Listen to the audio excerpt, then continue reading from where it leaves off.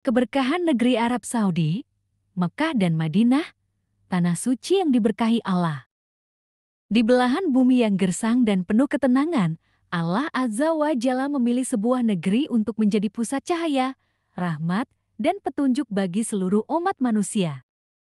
Itulah Arab Saudi, negeri yang menaungi dua kota paling mulia dalam Islam, Mekah dan Madinah.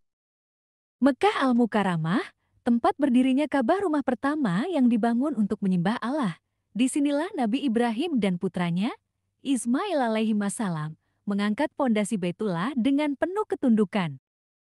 Allah berfirman, sesungguhnya rumah yang mula-mula dibangun untuk manusia adalah yang di Mekah yang diberkahi.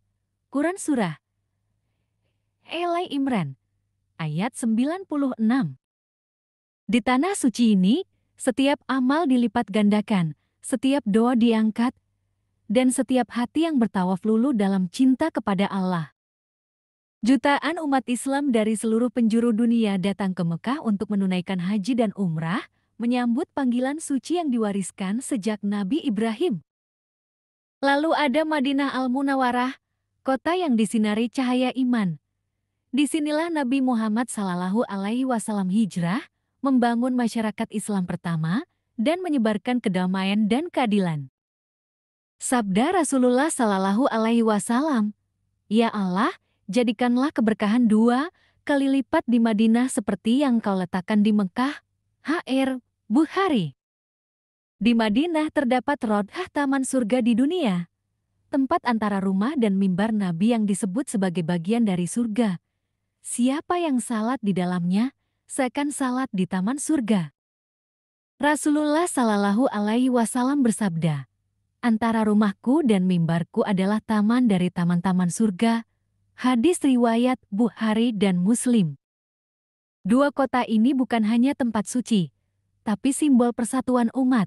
Di sini tak ada warna, suku, atau kebangsaan, hanya hamba yang tunduk kepada Robnya.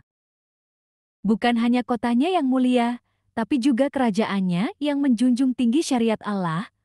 Arab Saudi adalah satu dari sedikit negara yang menegakkan hukum Islam secara resmi dan menyeluruh dalam sistem pemerintahannya. Di negeri ini, tak ada pajak atas penghasilan rakyatnya, tak ada bunga bank riba dalam sistem keuangannya, tak ada pinjaman berbasis tekanan dan jerat bunga yang mencekik, karena mereka yakin keberkahan hanya akan turun bila hukum Allah ditegakkan.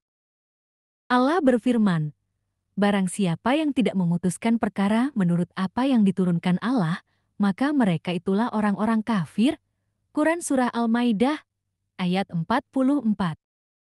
Arab Saudi menjadikan Al-Quran dan Sunnah sebagai sumber hukum tertinggi.